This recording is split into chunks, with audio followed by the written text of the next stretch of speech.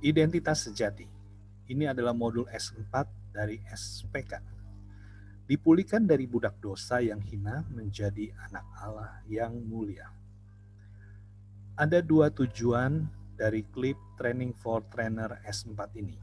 Yang pertama adalah pemahaman terhadap konsep identifikasi, konfirmasi, aksi sebagai prinsip dasar pemuridan. Tentu Bapak Ibu Saudara sekalian sudah menyaksikan 3 klip dari identifikasi, konfirmasi, dan aksi yang disampaikan oleh Bapak Elcid Basri. Ketiga klip ini akan menjadi prinsip dasar dari pola pemuridan yang dilakukan dengan menggunakan materi SPK. Kemudian tujuan yang kedua adalah pemahaman esensi materi S4 dengan cara penyampaian dengan konsep IKA. Oke, kita akan mulai dengan kita renungkan 3 pertanyaan dari identifikasi, konfirmasi, dan aksi ini. Yang pertama, mengapa harus diidentifikasi terlebih dahulu sebelum diberikan solusi penyelesaiannya?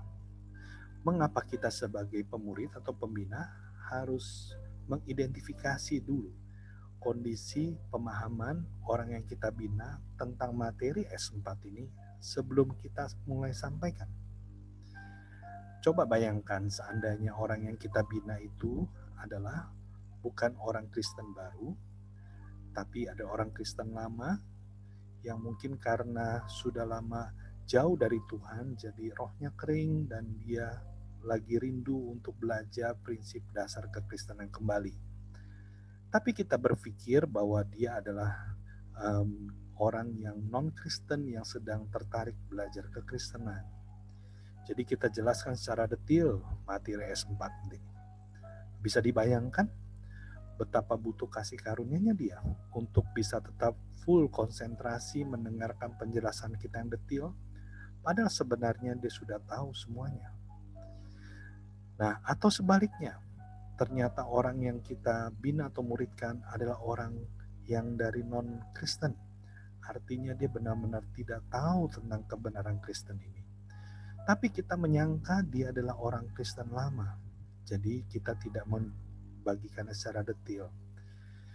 Bisa dibayangkan betapa kasihannya orang ini karena dia tidak bisa mendapatkan materi cukup lengkap yang membuat dia bisa menjalani hidup kekristenan dengan iman yang benar. Oleh karena itu, bukankah identifikasi ini perlu? Nanti di dalam setiap materi S4 ini, di dalam setiap firman yang tertulis, kita akan mulai dengan mengidentifikasi dulu pemahaman dari orang yang kita bina. Oke, pertanyaan yang kedua, bagaimana mengetahui bahwa sebuah pernyataan adalah sebuah konfirmasi? Bagaimana kita bisa bedakan bahwa pernyataan yang diberikan oleh orang yang kita bina itu adalah sebuah konfirmasi tentang kondisi dirinya dan bukan hanya perkataan tanpa arti. Nah, ini adalah sebuah tugas yang cukup berat. Sebelum saya jawab, kita akan lihat lagi pertanyaan yang berikutnya tentang aksi. Apa tandanya aksi dapat diberikan kepada orang yang sedang dilayani? Bagaimana kita bisa tahu bahwa konfirmasi yang kita terima itu sudah cukup dan kita bisa memberikan kesimpulan dan memberikan aksi kepada orang yang kita bina? Jangan bingung, karena memang untuk melakukan konsep IKA ini, kita sangat mutlak membutuhkan yang namanya bergantung pada pimpinan Roh Kudus. Karena Roh Kudus bukankah adalah Allah yang pribadi yang diberikan pada kita sebagai penolong dalam segala hal, termasuk juga menolong kita saat kita sedang membimbing orang untuk percaya Yesus dan bertumbuh dalam iman percayanya. Tapi bagaimana cara prakteknya di saat kita sedang hendak mulai memuridkan dengan modul S4 ini? Ada ayat firman Tuhan yang sangat baik di Yakobus 1 ayat 5-8. Di sini katakan demikian, tetapi apabila di antara kamu ada yang kekurangan hikmat, hendaklah ia memintakannya kepada Allah, yang memberikan kepada semua orang dengan murah hati dan dengan tidak membangkit-bangkit, maka hal itu akan diberikan kepadanya.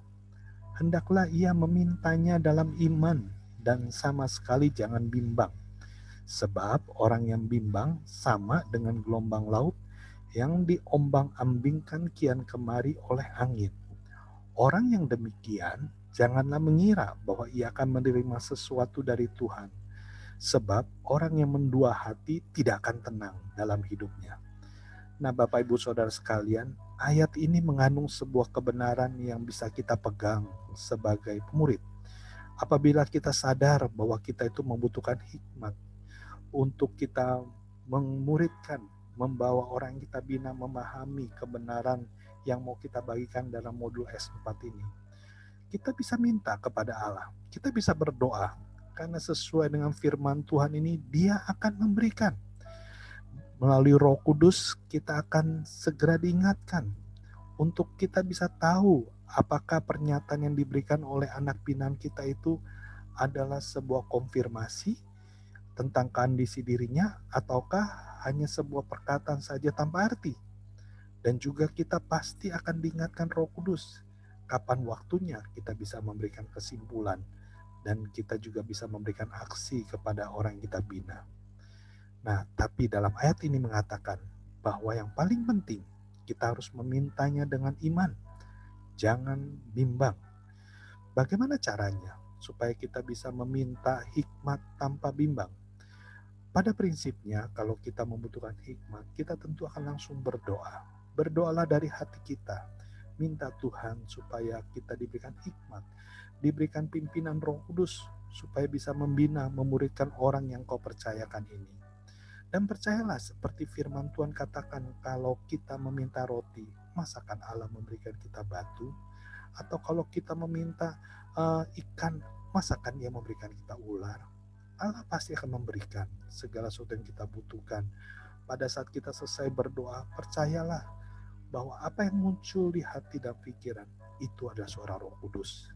Jadi yang jadi paling utama dalam ayat ini adalah kita harus percaya. Jadi jangan pernah kita nggak percaya kalau kita mau memuridkan orang yang dipercayakan Tuhan dengan pimpinan Roh Kudus. Oke, ini S4, identitas sejati. Ada 3 hal dalam S4 ini, yaitu sasaran materi S4 ini sendiri, pendahuluan, dan juga isi materi S4. Apa itu sasarannya materi S4? Ada 3 yang menjadi sasaran. Yang pertama, peserta atau murid diharapkan bisa menyadari dan percaya bahwa ketika ia menerima Yesus sebagai Tuhan dan Juru Selamat pribadinya, ia memperoleh status sebagai anak Allah. Dan yang kedua, sasarannya peserta atau murid menyadari dan percaya bahwa ia telah menerima benih Allah, hidup Allah sendiri dalam rohnya. Dan yang ketiga, peserta dan murid berkomitmen untuk hidup sebagai anak Allah dan dipimpin Roh Kudus tiap hari. Oke, ini 3 sasaran yang kita rindu orang yang kita bina mengalaminya. Artinya, belum tentu ini cukup hanya 1 kali pertemuan materi SPK ini yang S4 kita sampaikan. Mungkin pada saat pertemuan pertama, orang yang kita bina hanya bisa mencapai sasaran yang pertama saja. Tapi sasaran kedua dan ketiga belum. Berarti kita butuh pertemuan berikutnya. Mungkin pertemuan berikutnya cuma sasaran 1 dan 2, tapi yang 3 belum. Berarti kita butuh lagi pertemuan berikutnya. Nah, kita bersyukur bahwa SPK ini sekarang modelnya bukan model kelas, tapi sangat tailor-made per modul. Jadi semua tergantung dari kondisi jiwa yang kita layani. Kalau sekali pertemuan tidak cukup, kita bisa bikin 2 kali pertemuan. Kalau 2 kali pertemuan nggak cukup, kita bisa bikin 3 dan seterusnya. Jadi ini sasaran yang kita mau capai melalui materi ini. Kita mau lihat pendahuluannya dari S4. Dalam handout yang Bapak Ibu Saudara sudah dapatkan dalam format PDF, ini materi akan dimulai dengan sebuah ilustrasi. Ada gambar seorang Indian, ilustrasi tentang anak Raja Wali. Nah, kita minta orang yang kita bina itu untuk membacanya ilustrasi ini. Kemudian kita minta dia untuk menceritakan sebenarnya isi ceritanya tentang apa sih. Coba biar dia menceritakan makna dari cerita ini. Tujuannya apa? Tujuannya supaya kita juga bisa tahu bahwa apakah dia adalah orang Kristen lama atau baru. Kalau di orang Kristen lama mungkin dia sudah sangat terbiasa mendengar kisah ini. Dia akan menceritakan kembali dengan sangat fasih, bahkan dengan makna-maknanya yang dalam. Tapi mungkin kalau dia sebagai orang Kristen yang baru, ya dia akan menceritakan sangat umum sekali. Dan kemudian kita lakukan konfirmasi dan kita tanya, seandainya anak Raja Wali ini akhirnya mati dengan kondisi tetap bersama dengan induk ayam ini, kira-kira nasibnya bagaimana? Ya. Nah, biarkan murid kita bercerita bagaimana kondisinya. Apakah dia akan mengakhiri hidupnya sebagai Raja Wali yang menjalankan perannya, ataukah sebagai Raja Wali yang gagal menjalankan perannya. Nah, disitulah kita memberikan kesimpulan dalam statement yang sudah ada juga di handout itu. Kita berikan kesimpulan, itulah tipu daya iblis. Oke, dan kita juga mau ingatkan di dalam pendahuluan ini, dalam 2 ayat ini, bagaimana iblis pun juga sebenarnya sudah menipu manusia sejak dari pertama kali. Kejadian 1 ayat 27 dan Kejadian 3 ayat 17. Kita mau ingatkan dia dengan cara kita tanya dari Kejadian 1 ayat 27. Menurut gambar siapa manusia diciptakan Allah? Ya, tentu mudah sekali jawabannya. Dia akan jawab menurut gambar Allah karena tertulis seperti yang di dalam Kejadian 1 ayat 27. Tapi Bapak Ibu Saudara, ada kalanya ada orang yang diikat oleh kuasa gelap begitu rupa atau memiliki kepahitan yang begitu berat sehingga iblis bisa menipu dia, membuat dia tidak bisa fokus dengan ayat yang dia baca. Kalau kita menjumpai orang yang kita bina seperti itu, artinya kita membutuhkan waktu untuk berdoa, melakukan peperangan rohani buat orang kuat, kuasa gelap yang mengikat dia.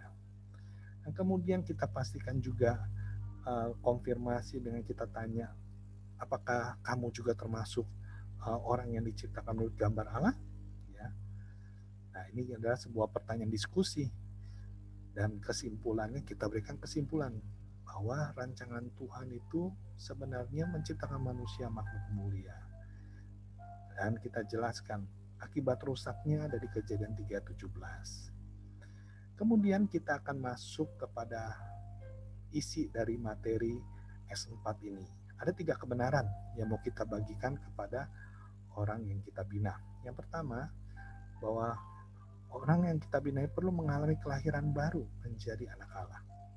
Kemudian yang kedua, perlu menerima hidup Allah, roh Allah di dalam roh kita. Dan yang ketiga, perlu belajar membangun gaya hidup Allah, yaitu senantiasa dipimpin roh Allah. 3 kebenaran ini yang akan kita ajarkan kepada orang yang kita bina, kita muridkan melalui materi S4 ini. Kita mulai dari yang pertama, dari ayat Titus 3 ayat 5. Dari Titus 3 ayat 5 dan Yohanes 1 ayat 12. Pertama kita bisa minta orang yang kita bina untuk membaca ayat firman Tuhan ini.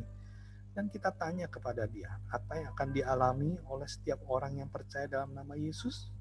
Biar dia menjawab dari 2 ayat ini yang dibaca. Kemudian kita juga melakukan konfirmasi dari kalimat di bawahnya, yaitu tentang kelahiran baru, ada pengalaman roh manusia yang mati. Ya, ada 3 poin di dalamnya. Kita tanya kepada orang yang kita bina, menurut kamu bagaimana pernyataan ini? Ya. Apakah kamu setuju dengan pernyataan ini? Ya. Dan apakah pernyataan ini sesuai dengan kedua ayat yang tadi kita baca? Ya, biarkan orang yang kita bina menceritakan. Dari situ kita akan bisa tahu seberapa jauh pemahamannya dia dan apa yang harus kita lakukan kepada orang yang kita bina ini. Nah, dari apa yang dinyatakan oleh murid kita bisa lihat apakah kita perlu bersaksi. Bersaksi tentang adanya rasa dekat dengan Allah pada saat kita menerima Yesus sebagai Tuhan. Ya. Itu bicara kita sudah lahir menjadi anaknya Allah. Kalau dia memang merasa nggak mungkin, mustahil untuk dia itu bisa menjadi anak Allah, ya, kita bisa bersaksi bahwa kitalah salah satu buktinya. Ceritakanlah bagaimana kedekatan kita dengan Allah sebelum kita menerima Yesus dan sesudah kita menerima Yesus. Itu sebagai bukti bahwa kita sudah hidup dalam persekutuan, dalam status yang baru, yaitu sebagai anak Allah. Oke, kita mau diskusikan lagi ya. Kita minta supaya dia cerita apa yang dia pahami dari gambar yang ada di handout Bapak Ibu Saudara sekalian itu juga ya. Tentu dia juga akan mendapatkannya. Minta dia ceritakan apa yang dia tahu ya. Nah, kemudian kita minta pandangan dia sendiri ya. Kalau tadi pemahaman gambar, yang kedua minta menurut kamu bagaimana gambar ini? Apakah ini hal yang mungkin terjadi? Dan kalau iya, kamu sekarang posisinya di mana? Apakah kamu sudah menjadi anak Allah? Apakah kamu sudah mengalami persekutuan dengan Bapa? Nah, kalau memang ternyata orang yang kita bina itu dia masih belum merasakan itu ya, walaupun sebenarnya mestinya dia sudah melalui proses melewati materi sebelumnya yaitu keselamatan, tapi dia masih ragu-ragu tentang statusnya dia, tentang kedekatan dia sebagai Allah, sebagai Bapa. Kita bisa bersaksi. Ceritakanlah bagaimana saat kita menerima Yesus, kita punya hubungan yang begitu dekat dengan Allah. Ya. Dan tentu sesuai dengan gambar ini, kalau untuk status itu semua adalah kasih karunia. Tapi untuk menjaga persekutuan kita dengan Allah, kita tentu butuh usaha, butuh komitmen. Ya. Kita ceritakanlah itu semua. Ya. Oke, dan kita akan bagikan tentang kebenaran yang kedua, tentang bagaimana perlunya menerima hidup Allah, roh Allah tinggal di dalam roh kita ya. Ayatnya dalam 1 Yohanes 3 ayat 9. Dari sini kita coba tanya kepada murid kita, apakah yang membuat orang yang telah lahir baru tidak dapat terus-menerus berbuat dosa berdasarkan ayat ini? Ya, tentu dia akan jawab tentang adanya hidup Allah di dalam dirinya. Dan kita minta konfirmasi kepada dia sendiri. Anda sendiri gimana? Percaya dengan yang tulis ini? Kalau Anda percaya, kenapa? Kalau Anda nggak percaya, kenapa? Nah, dari konfirmasi ini kita bisa tahu apakah kita masih butuh memberikan kesaksian lagi untuk meneguhkan iman orang yang kita bina. Ataukah kita bisa langsung memberikan kesimpulan bahwa keberadaan roh Allah dalam hidup kita itulah yang membuat kita bisa mengalahkan segala dosa. Ya, kesaksian kemenangan kita terhadap dosa itu bisa memberikan pencerahan kepada orang yang kita ajarkan ini ya, yang kita bina, supaya dia juga bisa paham bahwa ternyata ada sesuatu yang luar biasa saat dia menerima kehidupan Allah di dalam dirinya. Kemudian kita akan masuk kepada kebenaran yang terakhir, yaitu yang ketiga. Ada dua ayat, yaitu 1 Korintus 3 ayat 16 dan Roma 8 ayat 14. Dan kita bisa mengidentifikasi setelah kita membaca dua ayat ini, kita bisa tanya, siapa yang berdiam dalam diri anak Allah? Nah, biar dia menjawabnya berdasarkan ayat ini. Dan bagaimana perbedaannya? Perbedaan kehidupannya dibandingkan yang lain. Maksudnya yang lain yang tidak menerima roh Allah di dalam dirinya. Ya. Perbedaannya apa? Dia ada coba cerita ya. Kemudian kita melakukan konfirmasi dengan kita minta pandangan dia sendiri. Nah, menurut kamu sendiri bagaimana tentang kebenaran ini? Apa kamu punya pengalaman tentang pimpinan roh Allah ya dalam hidup kamu? Setelah dia bercerita, kita akan bisa tahu seberapa besar pemahamannya dia dan pengalamannya dia bersama dengan Tuhan. Bagian kita di aksi adalah kita memberikan kesimpulannya.